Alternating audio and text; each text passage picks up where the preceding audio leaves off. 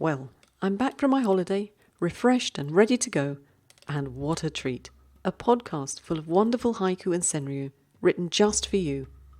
And, of course, a couple that weren't. Hello and welcome to the 14th episode of the 4th series of this, the Haiku Pea Podcast. My name is Patricia, and this month I'm joined by Lynn Jambor, Steve Ullum, and Alex Fife, who will give us their commentaries on poems they've chosen from all the successful original submissions from Selective Realism, which was last month's topic.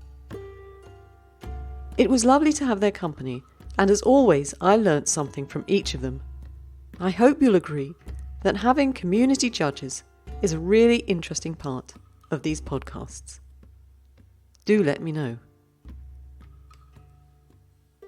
I must also thank James Young, Robert Horrobin and Ronald K. Craig for being my editors this month. It's a great way to hone your own haiku skills, so if you'd like to join the team, even if only for 1 month, let me know. You'll be very welcome. This month, James, Robert and I have been joined by Vandana Parashar. If you haven't sent us your Yugen submission, get cracking. We're looking forward to reading them, but the deadline is the 20th of July, the day after this podcast is published. I thought you might be interested to know roughly how many submissions we get per month. I averaged out the last few months and found that we're receiving about 700 poems to read every month, more or less. Inevitably, this means I don't get the replies out as fast as I used to, but if you haven't heard back by the 25th of the month you've submitted, please do send me an email and ask if I received your work. So let's get cracking. I have to start today with an apology to Rose, whose poem I didn't read last month when we were writing our poems to include the season.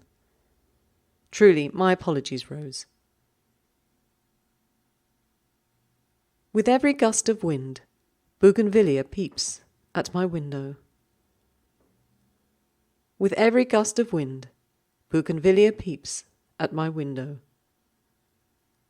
Rose. Now I like to read poems each month which have been previously published. Some I've read, some you send to me for consideration. And this month I have this poem from Debbie Strange. Drought. The kestrel catches a piece of sky. This poem by Debbie was highly commended in the 2018 New Zealand Poetry Society International Competition. Well done, Debbie.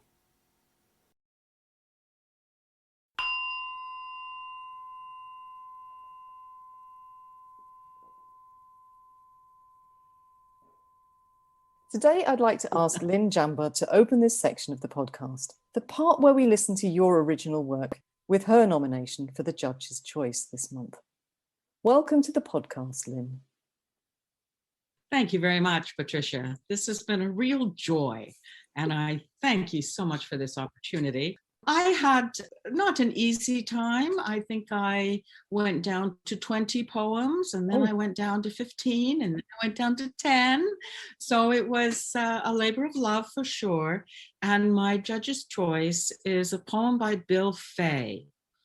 Shadowy cliff, a single daisy finds the sunshine. Shadowy cliff, a single daisy finds the sunshine. And I fell in love with this, partly because of my own personality. I'm a reasonably cheerful person. But when I started to think about it, I realized there were so many layers to this poem. On the surface, this is a lovely image, contrasting the shadows and the sunshine. Daisies are not exotic. The poem is open for the reader to identify any kind of common daisy variety in their own experience. My experience is usually the white ones with the yellow centers, but there's something like 25 or kinds of daisies. So the poem is open in that interpretation on the surface. It appeals to me as a personal experience, based on a personal experience of seeing a single flower, perhaps unexpectedly, surviving in the shades. Because the cliff, and here's where it got very interesting, the cliff in landscapes and in our life experiences and emotions is a dangerous place. A cliff can drag us down into the mountain valley or the riverscape below.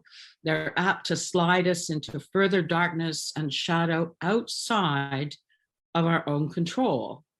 We kind of teeter on the fear that we may not survive if this cliff comes down. The search for experiential or emotional sunshine can be a struggle.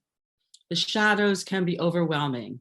My survival may depend on finding the one thing, a spot of light that supports me in the darkness. A flower turns toward the sun as a response to natural processes. So it was really quite fun to do the research into daisies and how they grow in the world. Quote unquote, Wikipedia, cells absorb more water and elongate, turning the face of the flower to the sun. And there was a lot of other chemical reactions and detailed scientific analysis of how that happens, but it is a very natural process. Analogously, a person may reinforce the negative or shadowy neural pathways which don't support physical or mental health. And positive neural pathways may seem at first to be less natural in human nature. The natural action of the daisy suggests otherwise. In this flower, the poem is acting positively, naturally. The poet has expanded the responsibility for locating the bright spot for survival onto the daisy. The poem reminds me that each of us must do the same in order to survive. So as a multi-layered poem, I think I'll continue to read this over and over, but it is definitely my favorite. Thanks so much, Patricia. Thanks, Lynn. Now, before you go, I have a question for you because you've had a very busy year so far, haiku-wise, anyway. Yes. You're the co-chair of the Haiku North America conference, virtual conference that's taking place in October this year. Yes, it's October 15th to 17th. When Terry Ann Carter, my co-chair, and I decided to take this on, it was pre-pandemic because you do require 2 years to organize a conference. And then in January of this year, it became a virtual conference according to the wishes of the H&A executive and the practicalities of the pandemic. Now we're in a new environment, trying to organize a 3-day virtual conference. And even though it's had its moments of trepidation, I am so tickled with the way that things are coming together, both from the presentation side. We have over 30 presentations, either an hour or a half an hour, some music, some diversity, all kinds of wonderful proposals put forward by the international haiku community. And the technical side is actually starting to come together. We are, of course, doing a Zoom thing, and we are looking for moderators always, people to introduce and support our presenters. We are looking for technical support people who will work behind the scenes, turning chat on and off, all that sort of thing. But despite all that background stuff, we really anticipate an excellent opportunity to bring the haiku community together. And and stop me if I continue to go on because I'm very enthusiastic about this project. I find that the haiku community is so international in scope. And I'm saying haiku community, but I mean Japanese short form, whatever. And it has expanded worldwide, and we're going to get an opportunity to see and hear people that would never be able to attend a physical conference. Likely, this is the only time that it will ever be a Zoom. But I noticed that some groups are doing Zoom components, some are not. And H&A will go back to being a physical conference, which is a wonderful thing. I will give you the email address for registration because, of course, it is free. www.haikunorthamerica.com, all lowercase, no spaces. Well, Lynn, I have already registered and had my confirmation through, so that's good. And I will put the web address on the show notes so that if people haven't already registered, they can do so. How long have they got to get their names in front of you? Registration is closed September 15th. Oh, So good. you can do it anytime. We are sending out monthly information emails. So the sooner they do it, the better. They'll be more informed and better informed. But they have until September 15th because the conference is October 15th to 17th. Well, thank you, Lynn. You're quite right. We need a lot of positivity right at this moment in time. Let's continue with some more poetry that you've written specially for this month. Thanks, Lynn.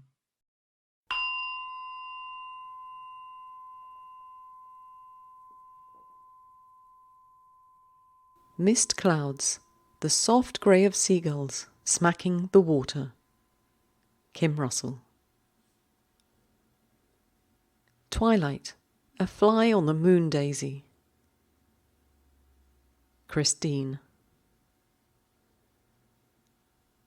Bit of a breeze, bearded tits balancing on reeds. Dorothy Burrows. Empty nest, the owl-shaped wind chime hanging from a bare branch. Robert Whitmer. Robert, there's something terribly satisfying about reading that one. In the garden labyrinth, a long string of slime. Eugenius Zakarski. Gentle breeze, a ginger bee swaying on a catmint spire. Tony Williams. Village well, the tinkle of her bangles after a splash. Tej Sethi. Thunder, popping in the blue sky, magnolia blossoms. Laughing waters. All day I hear the rain-drenched mango tree drip dry. Joe Sebastian. Out-of-season potted freesias, paying it forward. Dale Bennett. The shore teems in marine life. Dead octopus. Willie R. Boncaron. Passing place on the cemetery road. A squashed frog. Robert Horrobin. Whistling past the old cemetery. The ghost of a breeze. Brett Brady. Half veiling the mausoleum. Cold sun. Richa Sharma. Lantern light, becoming one with the fog. Debbie Strange. Glancing at the sky, the clothespin in her teeth, the shape of starlings. Deborah A. Bennett. Deborah, I've been trying to write my own haiku about hanging out the washing. I've been trying to write it for ages, and nothing comes good. I hope your poem will inspire me to continue. Thank you. A line of hills runs across length of summer sky, underlining blue. Gilly Pawson. Beyond the swathe cut by the mower, the life that struggles to flower. Craig Kittner. After the rain, the scurry of ants. Linda L. Ludwig. Losing its grip on the leaf, the raindrop completes its journey. Bruce Bynum. Under one umbrella, we share nothing but the rain. Alvin Cruz. Let me interrupt the podcast to say a few more thank yous.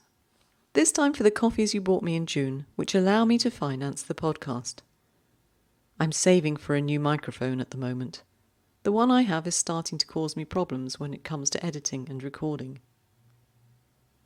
So thank you so much to E.L. Blizzard, Linda Ludwig, Carol Judkins, Tony Williams, Krista Pandy, Martin Cohen, Gilly Pawson, Christine, Ron Craig, Robert Horrobin, Wendy Gent, Lorraine Padden, Kurt Paulish, Jason Furtak, Colette Cox, and Melanie Vance. You helped me to pay for the SoundCloud subscription and to start my microphone fund. Thanks so much. I also received some lovely gifts from two members of our community. Memberships of Yukai Taikai Haiku Society. Not entirely sure how to pronounce that. Hope I didn't make too bad a fist of it. Thank you so much for this treasure. You know who you are. And I also received a beautiful book, Pilgrimage, by Michael Dudley, published by Red Moon Press. Thanks, Michael. It's a book that invites you back to read it time and again. I think you have to come and read to us, Michael. I'll be in touch. But if you can't wait until Michael reads to us, you'll find details of how to buy his book in the show notes. And then there were the postcards. This month from Linda Ludwig and Robert Horrobin, which I love receiving. Thank you. And I received some lovely pictures of life with the Clevelands from the Haiku Pea Podcast. Thanks, Clevelands. I'm one very lucky podcast host. Now, back to your splendid poetry. Evening traffic jam, ducks swaying across the road. Minal Sarosh. Summer rain, a cloud cat in the puddle. Lakshmi Iyer. Loon call, breaking the silence after midnight. Richard Bailey. Back road, a bullet hole guts a deer crossing sign. Kristen Lindquist. White water lilies. At pond's edge, goldfinches rise into the maple. Cheryl Savago. Yellow warbler, watching sunlight creep, leaf to leaf. M. Shane Pruitt. A frog jumps, lily pad to lily pad, zapping the fly. Catherine E. Winnick.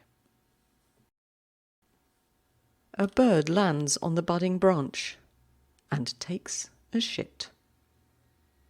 Paul Engel. Paul, so simple, it just tickled me. Thank you. Kettle pond, a bullfrog shatters the floating star. Doris Lynch. Koi pond, the garden gnome missing his rod. Tracy Davidson. I think we should make it a tradition to have a garden gnome in every one of our podcasts. I do love them. I have one myself. His name is Norbert. Flat tire, roadside daisies in the breeze. Joshua Gage. Cornflowers, how these frills mimic those eyes. E.L. Blizzard. Wind in the garden, the grass changes her hairstyle. Spring love. Ava Drobner. Head to head, the storm comes thundering in. Wild swimming. James Young. Endless summer, double Dutch rope hitting the hot pavement. Marilyn Ashbow. Bougainvillea petals on the streets. Picturesque mural. Akila Siva. Riverbank. An elephant swigs a trunkful of sunshine. Srinivas S. First raindrop traces its path down the opaque window. Mark Farrar. Spring greens, the upturned beaks of baby birds. J. Friedenberg. Left by last night's rain, an empty sky. Vandana Parashar. Gusty Monday, a gull flies by, sideways. Pam Joy. Sudden squall, blurs of black ducks facing the same way. Richard Tice. After rain, millipedes curl up, grabbing damp leaves. Amrutha Prabhu.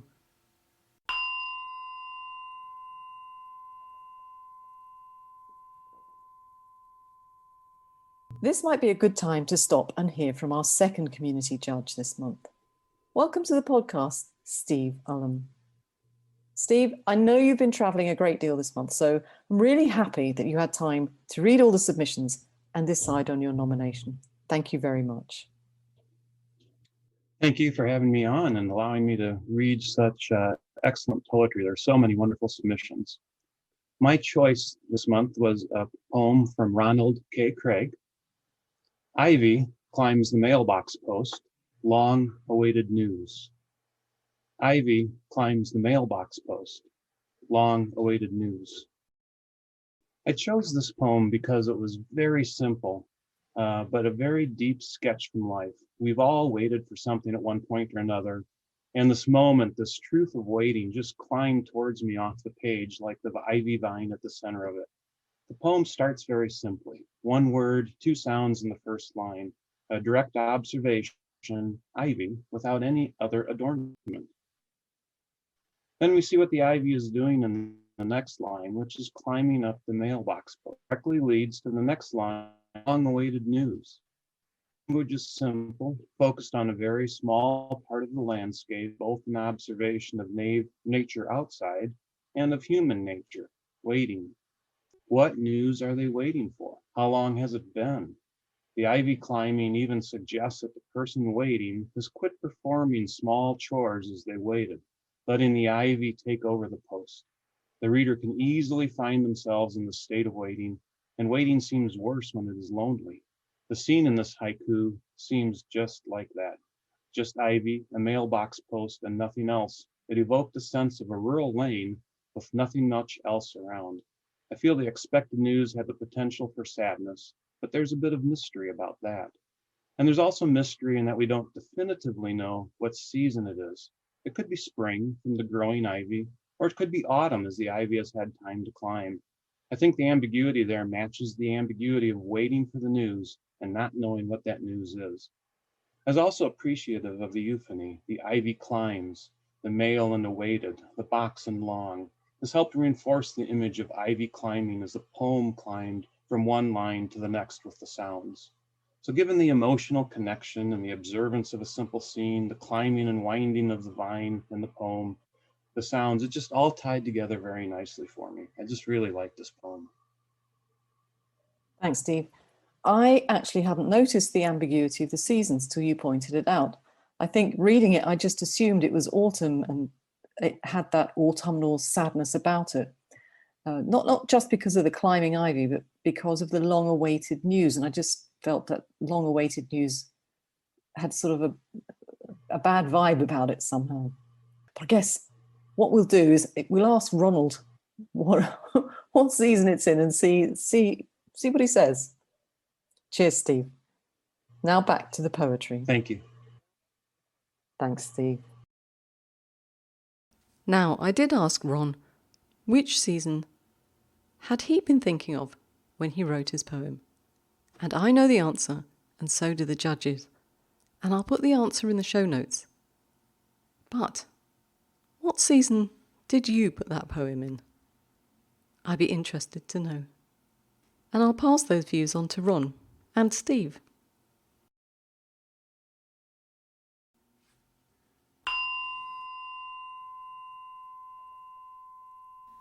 Cool moon, first date's kiss among shivering leaves. Anna Yin. Ooze of mud between the toes. Iris. Alison Douglas Turner. A dewdrop on the rose thorn. What holds it there? Nina Singh. Plodding the towpath, the old nag nods her head. And I must agree. John Hawkhead.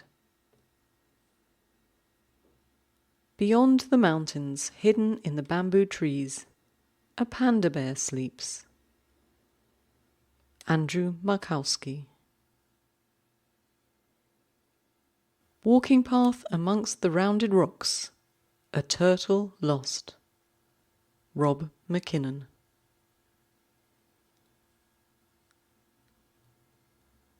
Outdoor dining, a fluttering monarch crashes the party. Jackie Chow. The last flicker of Dad's cigar, duskfall. David He. Returning home, the keys in his pocket, heavy again.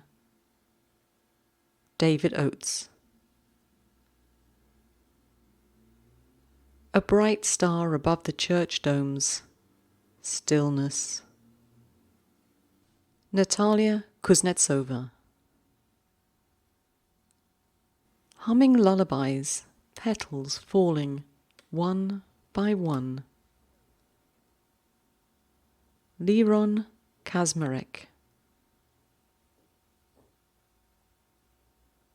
Picturesque from afar, smooth stone ankle attacks, steep mountain trail. Wayne Kingston. Physiotherapy. The colours of clouds on the way home. Giddy Nielsen Sweep. Summit view. Still seeking the moon. Ravi Kiran. Sultry night. Car tyres screeching by the window. Daniela Miso. Layers of dust. On the mantelpiece, an unsolved puzzle. Arvinder Kaur. Licking the gravy spoon. Taste of tarnish. Roberta Beach Jacobson. Cold beer in the sweltering heat. Sweating. Christina Chin. Weekend guests. The scent of their salt in the beach towels. Ron Scully. Winter sunlight, a glass full of water. Martin Gottlieb Cohen. Swirling the moon in a pond reflection. White wineglass breaks. Pat Gia. Across a graveyard of felled trees, distant blue hills. E.L. Forrest.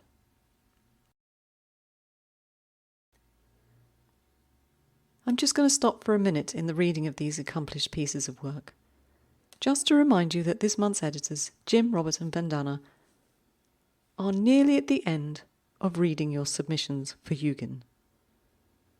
So if you've sent them already, great. But if you haven't, you literally have one more day left before the submission period is over. The deadline is the 20th of July, 2021. I have to say, what I've really enjoyed reading in this month's submissions is the fruit of all the work we've been doing this year on the various topics selective realism, seasons, euphony. It's all there. And it gives me a warm, tingly feeling that we've been doing these sort of educational podcasts and videos at Poetry Pea this year. Which reminds me, I was a bit late putting the prompt for this month on the YouTube channel. But it's there now. Do go along and have a look. Write some haiku. Put it in the comment box. And of course, comment on other people's work. Because it's a real boost to other people to have a little bit of love given to them and their work. And as we're at the end of one submission period, well, very nearly, it's almost time to start thinking of the next one. Place names. And of course, Richard Tice gave us a workshop in Series 4, Episode 13 about place names.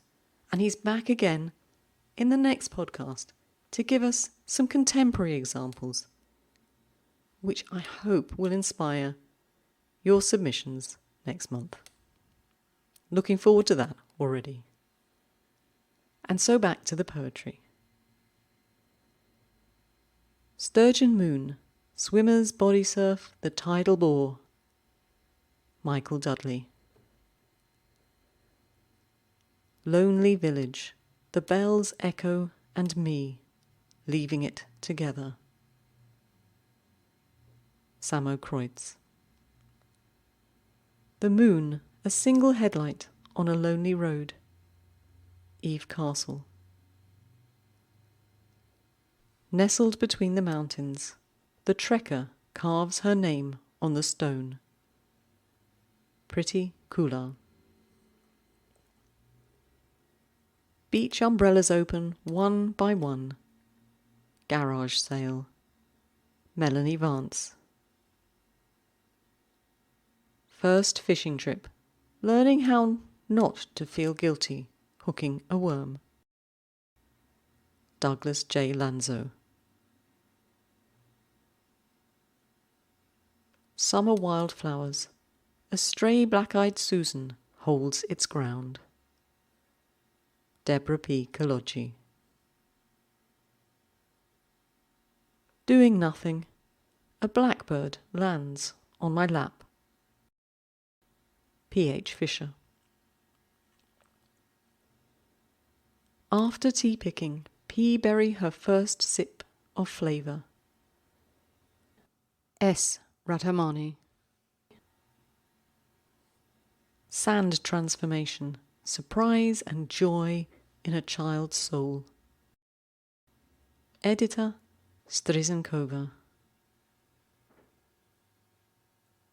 Empty crossroads. Red light, green light. Mark Gilbert. The ocean takes care of its shore.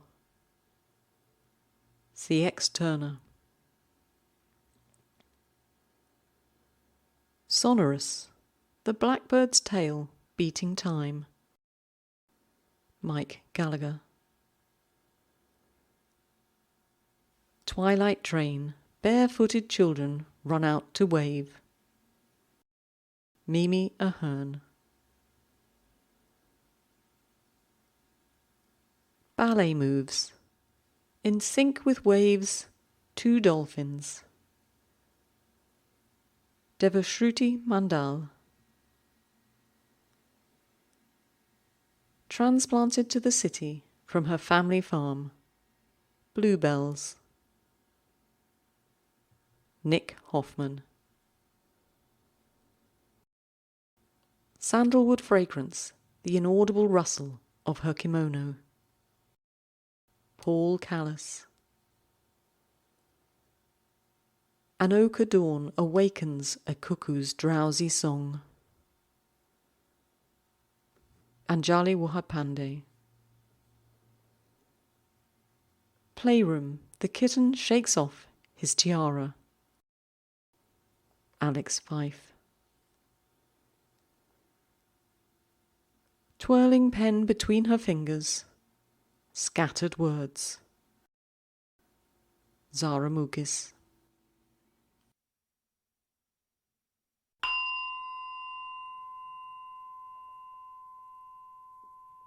To close the podcast this month, let's welcome our final judge to tell us their nomination. Welcome, Alex Fife. If you look at Alex's bio on the website, you'll read that he admits to starting his poet's journey by writing a terrible quatrain to a school crush. But if you're familiar with his work, you'll know it was onwards and upwards from there. However, Alex, I have to say, you've given me an idea for next year. Perhaps one month we'll have a topic of our most embarrassing haiku. Thank you for that. Anyway, Alex, tell us, who have you nominated and why? I thank you, Patricia, for letting me on the podcast and letting me read all of these really great selections. This is the one that I chose. Coastal Fog, the bridge cut in half. Coastal Fog, the bridge cut in half by Carol Judkins. Everything about this poem is aesthetically pleasing. Immediately, it conjures up an image. In my mind, it's a black and white photograph of a bridge vanishing halfway across the frame into dense fog. And every part of the poem reinforces that image. The bridge stands by itself on line 2, connecting the fragment to the phrase. All 3 lines are roughly the same length, despite the average haiku having a longer second line, which suggests that the fog itself is the white space on the page just right to the text, obscuring the bridge's length. The stress of bridge is followed by the stress of cut, the line effectively breaking apart at the only section of the poem with 2 stresses back to back. Lines 1 and 3 are both 3 syllables long, following the same stressed, unstressed, stressed pattern, leaving line 2, the bridge, as the shortest spoken line, further emphasizing the incompleteness of the bridge itself. I also appreciate the alliteration in coastal fog and cut in half, making the 2 lines kind of mirror each other, starting with hard C's and containing F sounds in the final words, fog and half. But beyond all of these aesthetic choices, there's plenty to read into the poem symbolically. Bridges tend to represent change, passage from one place in life to another. But this bridge is half hidden in heavy fog, leading into unknown. It resonates well with someone uncertain about where they may be headed in life or afraid of some coming change. Fog obscures everything, and it can lead us into danger if we're not especially careful. The bridge being effectively cut in half also implies that maybe there is no path forward, that the bridge itself may not exist farther than the eye can see. At least for the speaker, there's reason to doubt that an attempt at change will lead anywhere at all. This poem, I think, is a prime example of the haiku form. The structure, the sound, and the selective framing of the imagery all work together to create a mysterious atmosphere of uncertainty and doubt. Thank you. Thanks, Alex. I have to say, yes, there is a certain amount, again, of mysteriousness about this one, and would do quite well in next month's topic for the Jugend topic as well. And I was really, when I read your choice, I was actually on holiday, sitting, looking out over the balcony and watching what I hadn't seen before, a coastal fog roll in off the Mediterranean Sea into inland. Never seen it before, so it was quite apposite when it came through. Thank you. I have no role, unless we can't agree, in picking the final winner, the final judge's choice. But every time I listen to the commentaries, and this month has been no different, I think, how on earth am I going to choose if I have to use my executive powers on this one? So I have to say thank you so much to all our judges this month, each of them taking time out of their busy schedules to read all the successful submissions and make a considered choice. But, as I said, their work is not finished. After I turn the recording off, we're going to debate which will be the judge's choice and which will be the honourable mentions. And you can find out what our conclusions were when the summer journal is published. I'm aiming for September, so keep your fingers crossed. So thank you, judges, once again, my new haiku friends. Thank you. Now, as we come to the close of today's podcast, I have lots of jobs for you to do. If you choose to do them, of course. Don't forget to register for the Haiku North America conference. It would be lovely if we could all meet up there and have a great haiku time. Also, very quickly you have time to send your submissions of Yugen for the podcast before the 20th. Last and not least, head to the Poetry Pea YouTube channel and write some haiku or senryu for this month's prompt. All details are on the show notes. In the next podcast, Richard Tice continues his workshop on place names. It's not as easy as you might think, you know. And we have a lovely reading from David J. Kelly from his Touchstone-nominated book, Small Hadron Divider. See you soon for more haiku and senryu, but until then, keep writing.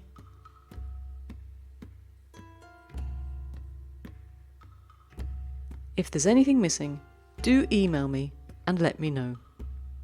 Ciao!